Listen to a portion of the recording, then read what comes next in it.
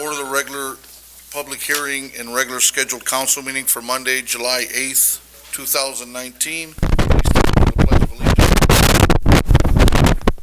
I pledge allegiance to the flag of the United States of America and to the republic for which it stands, one nation, under God, indivisible, with liberty and justice for all.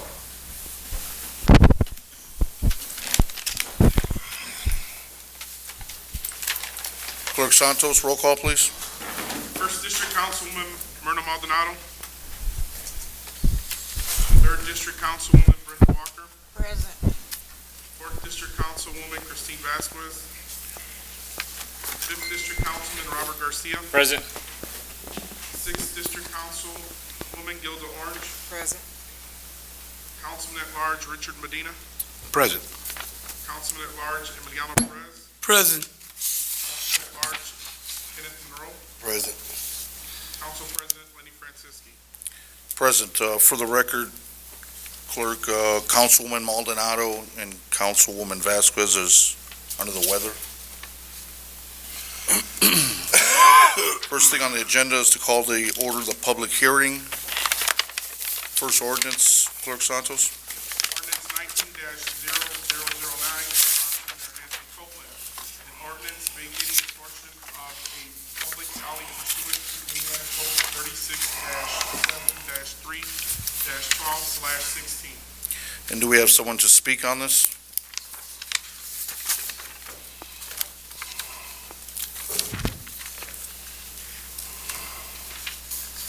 Richard Morrisroe, Acting City Planner. I think I spoke on this before. It was about a month ago, and you had a couple of questions. I remember Ms. Medina had a question as to why the alley didn't go all the way across to Magoon. I don't have an answer to that even yet, but would ask again in behalf of the Boys Club, in behalf of the property near Casablanca, that this ordinance be considered and passed. Are there any questions?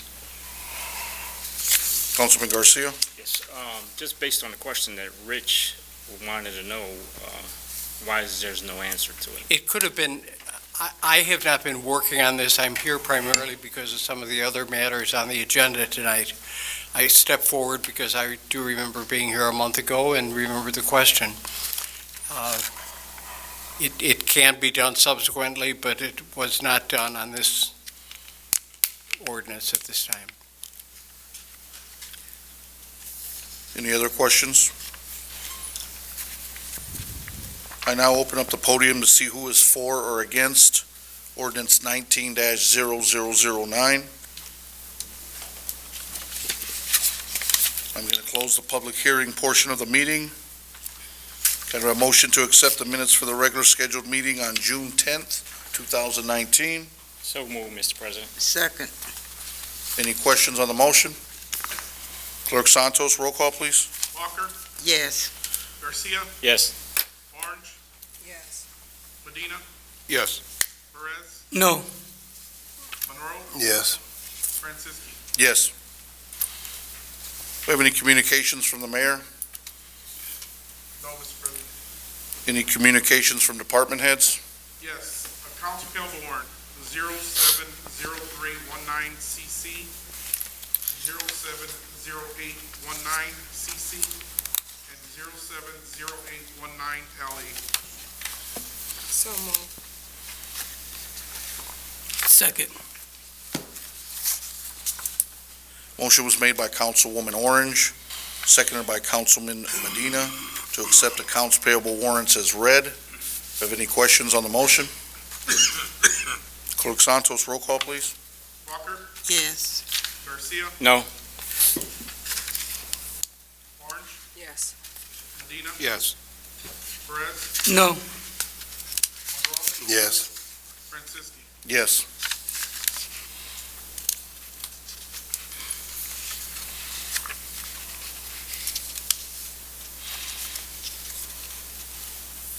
Would you like me to continue, Mr. President? Yes.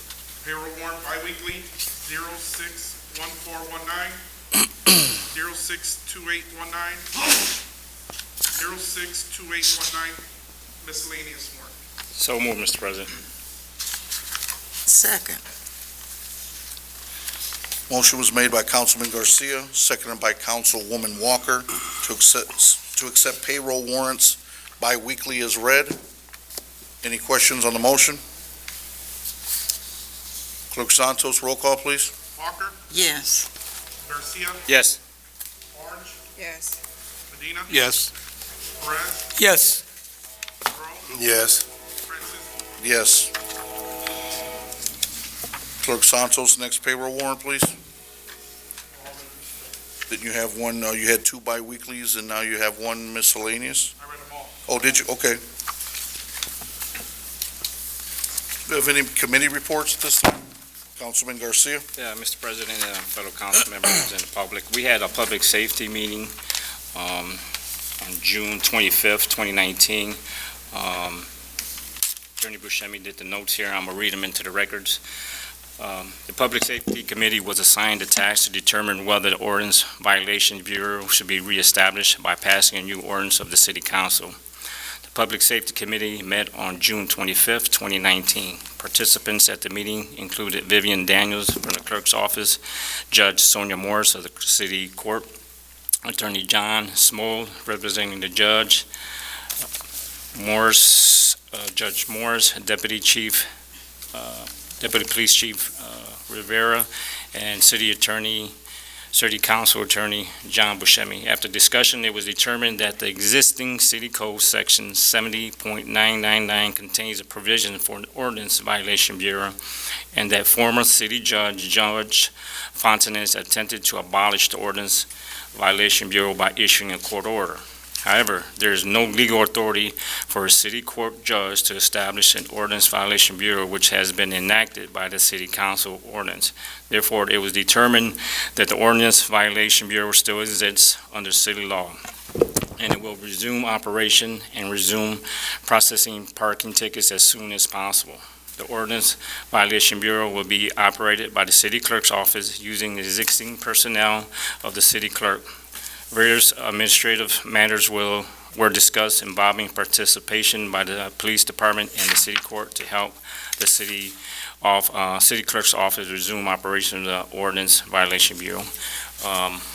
What this basically says is that Judge Fontanes did away with it. He can't do away with it since we passed the ordinance. Correct, Attorney Buscemi? It's on the books, and you can resume operations. No further action such as an ordinance is needed from the council. It's already there. And there was further discussion with the Deputy Chief Rivera and myself and the City Clerk, reference when they issue the tickets, how the tickets are processed at the police station. I know they're going to come up with a quicker process that PD gives them to the clerk's office, and then also some type of tracking, the PD tracking them, because they don't track them. They just collect them, and I guess they put them in a pile. But I asked for them, the PD, to track their tickets and who writes them. Therefore, they could establish some type of report, and they could give that to the clerk's office also. Any other questions? Thank you, Mr. President. Thank you, Councilman. Moving on to board reports. Do we have any board reports? Clerk Santos, do we have any ordinances on first reading? No, Mr. President. Any ordinances on second reading? No, Mr. President. Any ordinances on third reading? Yes, ordinance 19-0009, sponsored Mayor Anthony Copeland, an ordinance vacating a portion of a public alley pursuant to Indiana Code 36-7-3-12/16. So moved. Second, Mr. President. Motion was made by Councilwoman Orange, seconded by Councilman Garcia, to hear ordinance 19-0009 on third reading. Any questions on the motion? Councilman Garcia? Councilman Medina, are you satisfied with not getting your answer, or? No, not at all. This, Mr. President, this ordinance covers two separate alleys. Am I correct? Yes, you are. Okay, I'd like to make a secondary motion to table this until we get an answer as to the one that's adjacent to Casablanca. Second, Mr. President. Motion was made by Councilman Medina, seconded by Councilman Perez, to table ordinance 19-0009. Any questions on the motion? Councilwoman Orange? Councilman Dean, so you're just looking for the answer that you had asked them the last time about that one portion of the alleyway? That is correct. Any other questions? Madam Clerk, roll call, please. Walker, Yes. Garcia, Yes. Orange, Yes. Medina, Yes. Perez, Yes. Monroe, Yes. Francis. Yes. Clerk Santos, next ordinance, please. Ordinance 19-0010, sponsored Mayor Anthony Copeland.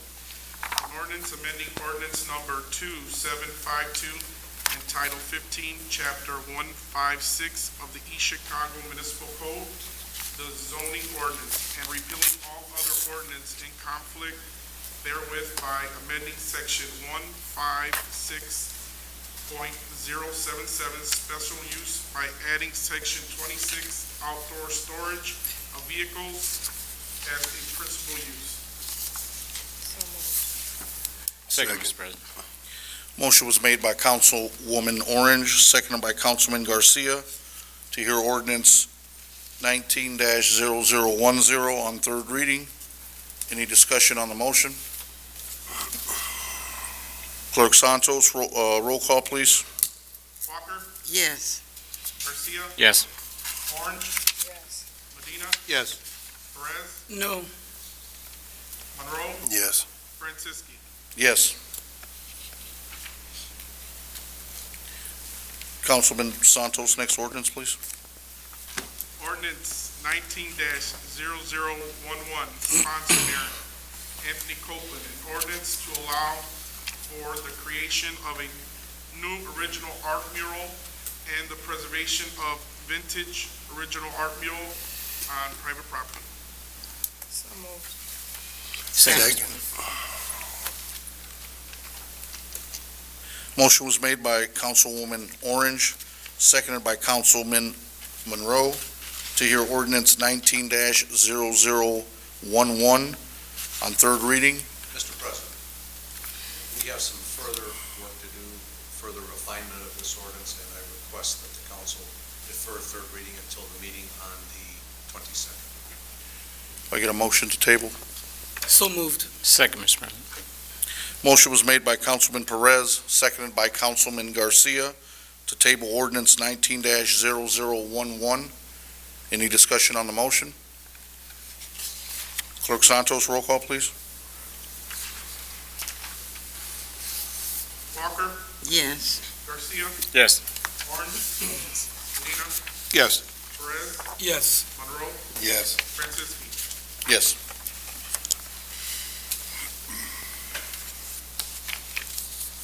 Next ordinance, Clerk Santos. Ordinance 19-0012, sponsored Mayor, sponsored Councilman Lenny Franciski, an ordinance amending Title 7, Traffic Code, Chapter 72, Parking Regulation. So moved, Mr. President. Second. Second. Motion was made by Councilman Garcia, seconded by Councilman Perez, to hear ordinance 19-0012 on third reading. Any discussion on the motion? Clerk Santos, roll call, please. Walker, Yes. Garcia, Yes. Orange, Yes. Medina, Yes. Perez, Yes. Monroe, Yes. Franciski. Yes.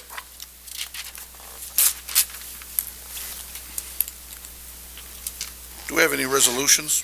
Yes, Mr. President, Resolution 19-0029, sponsored Councilman Lenny Franciski, a resolution of the Common Council of the City of East Chicago concerning a petition for a use variance to permit the operation of a restaurant at 1310 West 150th Street.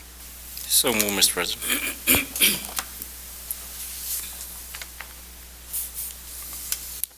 So moved, Second. Mr. President.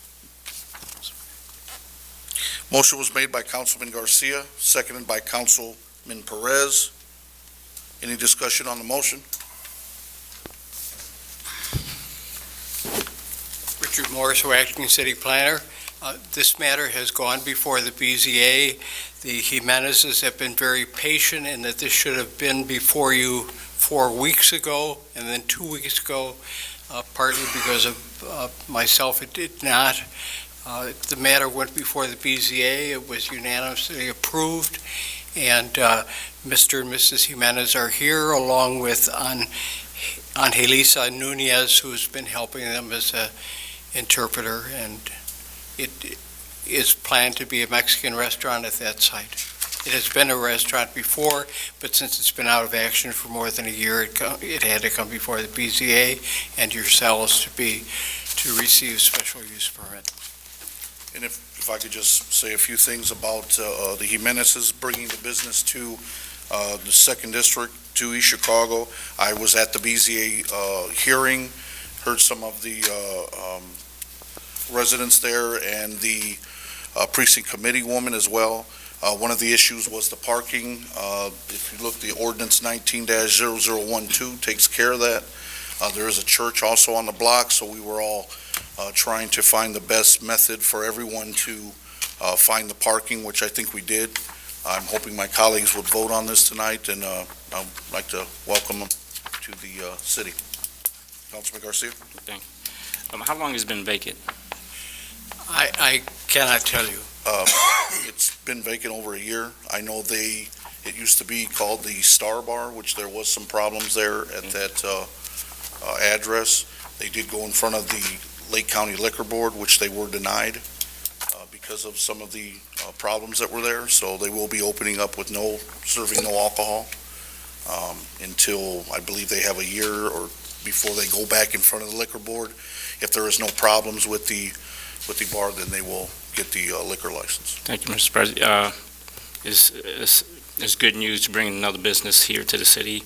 That's another building on the books paying property taxes, and there's something welcome in the neighborhood.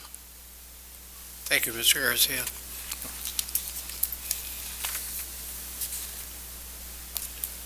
Any other discussion?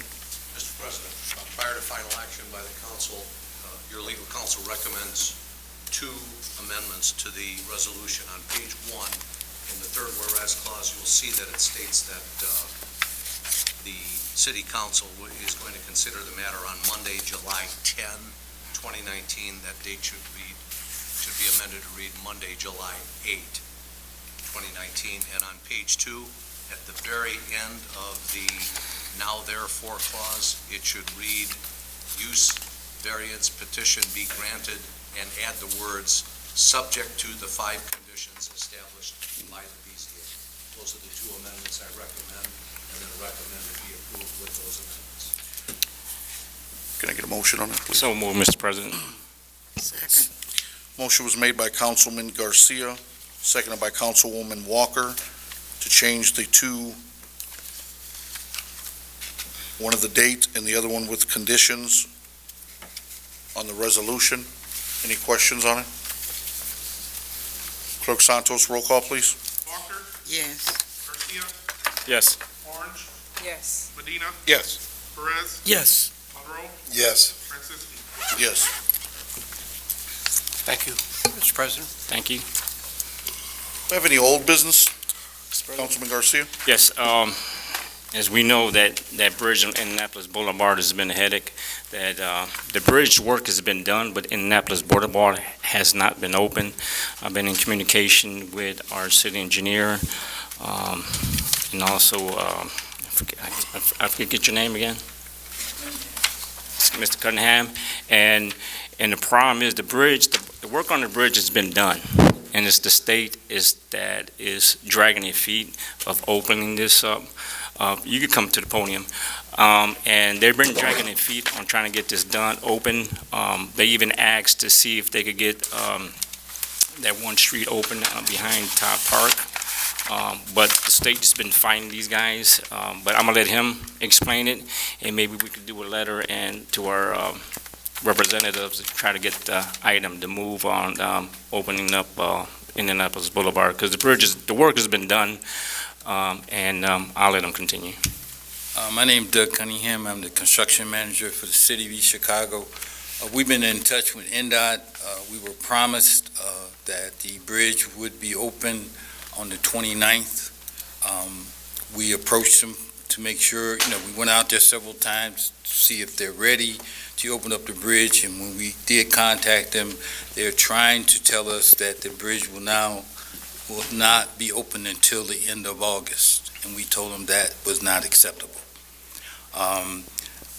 We made a phone call, made several phone calls. Will went on vacation today. He left me word that they promised to get back with him today, NDOT, and they did not. And I told Will I didn't really expect them to get back today since they've already changed one date. What's going to make them hold another day? So we are planning to have a meeting with NDOT, and not only these issues, we have several issues. NDOT has not been a very responsive partner to the city. We made several requests, from potholes to concerns with Michigan Street and Indianapolis Boulevards, signage, and we have not gotten a real good response at all. So we're planning to go to the top, meet with the gentleman by the name of Rick, and sit down and find out why this city is being treated the way they are. And it's been an ongoing problem, and I hope to get it resolved as soon as possible. Yeah, Mr. Cunningham, when I talked to Will, he was telling me that the work on the bridge has been done. We're just waiting on the boulevard, correct? Is that, or they changed their story again? My understanding, there is some work on the bridge. They could open that bridge up with even one lane going each way.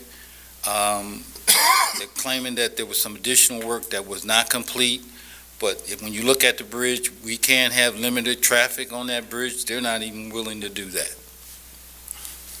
Mr. President, and the reason I bring it up, because I get constant phone calls. And ever since the state did away with that law with the trains, there's more trains now that come through there. Correct. There's a lot more trains. It's just been a constant hassle for the people of Markstown, but not only that, but to me, it's the public safety for the people in Markstown. Now they're telling us not to the end of August. That's if that happens in August.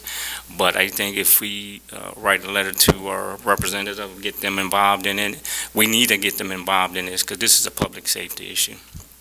Well, I'd like to set up a meeting and invite the council to attend that meeting. Because like I said, we have several problems. One of my concerns is even in the funding of our projects, I don't think we're being fairly treated. When I look at Whiting, when I look at Hammond, we've been in constant contact with them about Michigan Street, the repairs. I haven't gotten an answer, but it was about 2 days ago I was coming to work and I was listening to WJOB, where the mayor of Hammond has already made arrangements to have Michigan and Indianapolis repaired. But they won't get back to us. Even when it comes to maintenance, we spent all of that money to make a nice entrance on Columbus Drive. And if you look at the shoulder work, the shoulder maintenance for the overpass, it looks like a jungle.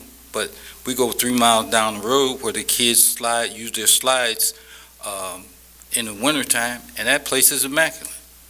So there's some disparity in the way they're actually dealing with East Chicago, and that's why I want to have the meeting. This is just one of the many issues that we're having with NDOT. And I totally agree with you, because I tell you what, Indianapolis Boulevard from the Illinois state line to Chicago is being redone. Yeah. From the bridge from Hammond. Correct. As far as the way you can go down is being redone. It's like we've been skipped on purpose. And we are even willing to put some additional dollars to make things better, but it looks like they don't want to even come up with the additional dollars. So we're almost at the point where, case in point, the pedestrian bridge. That bridge was, engineered budget came out at $4 to $5 million. When we got the bid back from NDOT, it was $9 million. And their only solution was throw money at it. Well, what went wrong? How does a bid double? There's something wrong. Is it the delivery system? Is it the schedule? But our only resolution is, well, you got to come up with more money, and we told them that wasn't acceptable, so. Mr. Cunningham, if you could set that meeting up and invite the council, and also don't forget, list our representative, our legislators, Yes. so they can attend that meeting, because they should have that direct line to the governor and also to IDEM. Specifically, Senator Randolph should be invited and Representative Davis. Okay. We appropriated a lot of that money at the beginning of the year. Correct. And I remember for the pedestrian bridge, so that formula has changed of what they said they was gonna put in and what we was gonna put in. The engineer budget came in at about 4 or 5 million, and the actual bid came in at 9. When you look at, when we got the bid analysis, I approached them and they said, well, let's do some value engineering, okay? And value engineering can only reduce costs anywhere between 10 to 15%. Either that bid was either over-designed, or the delivery system was bad. In the words of delivery system, let me kind of explain myself. Oh, I'm sorry, Mr. Cunningham, are we still on the bridge? Where are we at now? Because Yeah, I think we're losing Okay. focus here, and Okay. maybe we just need to set the meeting up with We'll set the NDOT. meeting I'm up. not trying to cut you short, but No, I understand. we're I on one understand. bridge and we're going up pedestrian, so. I understand, it's just, you know. it just reflects on, Yep. we are not satisfied ourselves, okay? Appreciate you. Thank you very much. Thank you. Bring it up. Councilman New business. Santos? I'm sorry, I'm still thinking back. We voted to amend the resolution 19-0009, but we haven't voted to amend this. So can we get a vote on it, please? To adopt. Have a motion to adopt resolution 19-0009. So move. Second. Motion was made by Councilman Medina, seconded by Councilman Perez. Any questions on the motion? Clerk Santos, roll call, please. Walker, Yes. Garcia, Yes. Orange, Yes. Medina, Yes. Perez, Yes. Monroe, Yes. Texas. Yes. We have any other new business? Councilman Medina? Going back to the bridge on Indianapolis Boulevard, perhaps, Chairman of Public Safety, maybe we should draft a letter directly to the governor.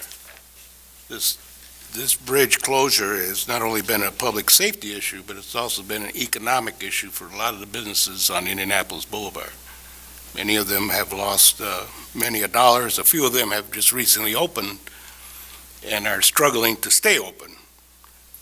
I think this issue, we can't wait for meetings with everybody. I think we'll draft a letter straight to the governor, let him express our concerns as council members that this needs to be expedited as soon as possible. Councilman Medina, I'll get with Attorney Buscemi. We'll get some written. If I could get everybody to endorse it, could even be better. And perhaps maybe even a phone call. I mean, it's been way overdue. Their due date, they were supposed to open several weeks ago, am I correct? Correct. Just a suggestion. Councilman Perez? Mr. Buscemi, regarding the information I requested from the city controller's office, did we receive it? We have not, I have followed up with Mr. Gomez as recently as direct communication with him here, and he assured me at that time that the information would be forthcoming, but I've not received it yet. So your request now dates back 2 months to the month of May. So a little bit of background for my colleagues. I've requested information on the number of part-time workers versus full-time workers. I was getting a lot of complaints from the workers about how they're being utilized and switched from department to department without formal transfers. So I just wanted to look at that information and see what kind of numbers we were looking at, full-time versus part-time, and where they're assigned. And I asked for that information. I didn't ask for any personal information. I didn't ask for social security. I didn't even ask for names, just how many bodies are where and where they're assigned. You heard Mr. Buscemi, 2 months, and they've just ignored my request. I'm asking for this body to submit a subpoena for the information. Second, Mr. President. Motion was made by Councilman Perez, seconded by Councilman Garcia, to subpoena, was it Mr. Val Gomez? The info. The city records pertaining to numbers of full-time and part-time employees by department. Any questions on the motion? Councilman Garcia? Yeah, Mr. President, I just want to say this is ridiculous that we got to subpoena information, us being council members. This has just probably been a handful of subpoenas that we have to hand out for us to get information. This is so basic information, and to me, is a slap in the face. Us council members, if we don't get this information, that's a total disrespect to us, and we should be getting this information. That's been 2 months. Is more than enough time to have answered them, or if not, gave them called up and tell them what the issue is, or anything. But nothing has been done on the city controller's part there about the information. I had plenty of run-ins trying to get myself trying to get information, and it's been a hard time trying to get that information also. But it's a shame that he can't get this basic information. Any other questions? Clerk Santos, roll call, please. Walker, Yes. Garcia, Yes. Orange, No. Medina. Yes. Perez, Yes. Monroe, Yes. Franciski. Yes. Have any other new business? Councilman Garcia? Yeah, I want to get back on the pedestrian bridge. Yeesh.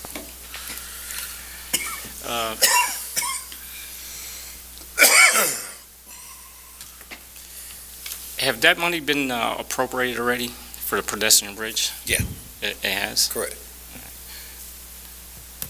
Um, Right now, we're in a whole pattern. The last conversation I had with them, we went to a meeting in LaPorte, I think it was, and when I talked with them, my concern was the fact that schedule can impact dollars toward the contract, and my concern was they're not allowed to a lot of discovery as to what went on during the bidding process. I've been in construction for 27 years. I've worked in estimating 10 years with the largest construction contractor in the country. And when we go through the bid process, we sort of do like an autopsy to see where that bid was. What was the cause? If it was scheduled, how many lane closures they can have. If they're not allowed adequate lane closures, that means they're into overtime. If the schedule is accelerated, that means that they're going to work Saturdays and Sundays. So this is probably the cause within the difference in price between the budget and what was actually bid. And they give you very limited access to this data, which makes it very difficult to find out what went wrong. I did find out, though, that, for instance, when it comes to underground utilities, the bid package was done by Hasi, and we did find out that street value was $500,000, but at bid time, it went for $900,000. So those are kind of questions where I have a problem trying to get my hands around cost, and that's what we're trying to do. We're trying to discover and hold costs, and doing part of the process is they don't give a lot of information out. So you can only make assumptions. And my assumption is, number one, that when contractors don't have a clear set of drawings, when they don't have a good schedule, when they have unknowns, we throw money at it. And this was part, and you got an aggressive schedule. You can't have the adequate lane closures, so you have a lot of overtime. Aggressive schedule means that there's some liquidated damages, and the cost of doing business, if you know you can't get it done in that time frame, you throw some additional dollars at it. So that's where we need to sit down with them again and have another meeting. And Doug, and I knew this had nothing to do with you, reference this pedestrian bridge, because I know we appropriate that money. So I don't know how we put the cart before the horse, so how did we appropriate this money when that project was not even bidded out or properly bidded out? I'm not sure I know that we can't put anything out for bid without a PO. You got to have a PO to do that. And the money, my understanding, the money was appropriate, and it typically is. We have a budget. We know what the price is supposed to be. So when the price doubles, we did not accept that bid. We rejected that bid, and we're going back out to bid to see how to fix it. And if not, we may have to, like I told the guy, I told the developer, the engineering firm, that he said, well, we can reduce the cost. Well, who's going to pay for the redesign? Well, the state says I am. I said, where are you going to get the money? From construction. I told him that's not good. I think we need to hold people accountable. I think the bridge was over-designed, and I think that the designer needs to come up with the additional money to fix it. Doug, also, because Guthrie Street has been tore up for too long, it's still in the same predicament. Can you give the council an update on Guthrie? Okay. We are in litigation with Guthrie Street. It is a project where the contractor walked off. I can't really tell you a lot because then I would show my hands as far as when it comes to litigation and strategy. I know that in talking with the attorneys that at the end of this month, we will get an okay to either to proceed with a new contractor or we'll have to work with the old one. So we've been going through the legal process. I think we've done very well. It's just that I got to finish out this timetable. Do we have a performance bond from the original? Yes, we do. And we've been in touch with the bond company. So, And I bring Guthrie up because it's a safety issue. I understand. And what we tried to do, last Friday, I was out there with our crews, working on the one-way streets, the signage, trying to fix all the potholes, because in the 4 weeks, things will start changing where I can go back to construction and get that job completed. Thank you, Don. Okay. I just got one more thing on new business, Mr. President. I will be calling for a public safety meeting. I'm going to try to meet with the FOP and the fire union. I'll give everybody a date. Any other new business?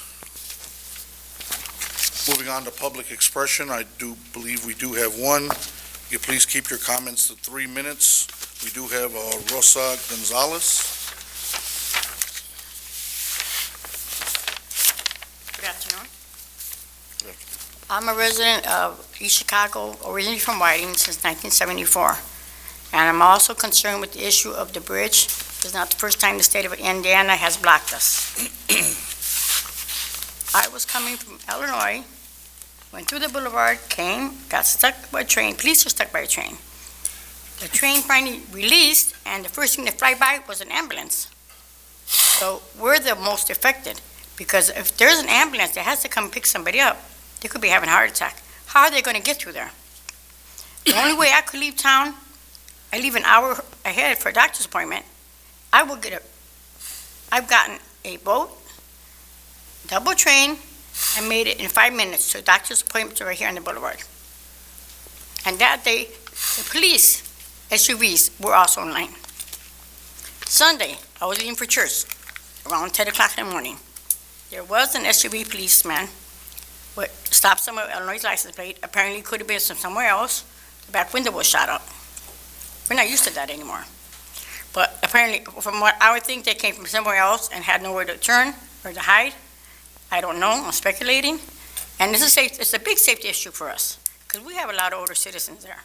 I've lived there in that subdivision for 41 years. There's people that have lived there since day one.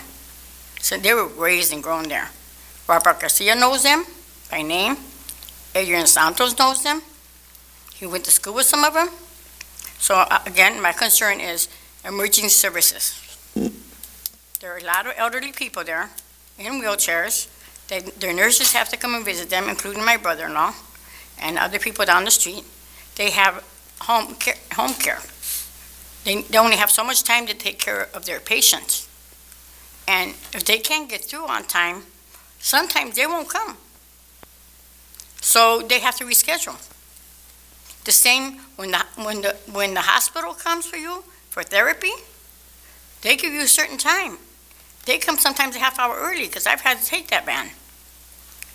And in the wintertime, they were there okay because the bridge was open. They can come through Harbor and they have different ways to go. The bus driver asked me in April, okay, I'm lost now. The GPS was taking her to down by Black Street to the harbor. I said, oh, no. I'm going to tell you how to go. You don't get up on the expressway. I You explained have to her how 30 to get seconds, there. ma'am. I explained to her, she's only been working here a month, but with all this construction, I said, no, you can't go down Guthrie. She had to go down 145th. So I had to go through around to get to Sunnyside, Columbus Drive, and to get to Sunnyside to pick up a patient at the end of Sunnyside without getting lost and trying to go over here. They had her, GPS had her going down Guthrie. I said, you can't go that way. So it's affecting also the hospital vans. Okay, all emergency services. So, yeah, I'm representing because no one's able to come. And we're at the point where, again, we might have to protest, which we had to do in the past. And the newspapers and Channel 7 or whatever will be aware of this. Thank you. Your 3 minutes is up, ma'am. Thank you. Have a motion to adjourn, please. So moved. Motion was made by Councilman Garcia, seconded by Councilman Medina. Clerk Santos, roll call, please. Walker, Yes. Garcia, Yes. Orange, Medina, Yes. Perez, Yes. Monroe, Yes. Francis. Yes. Good night.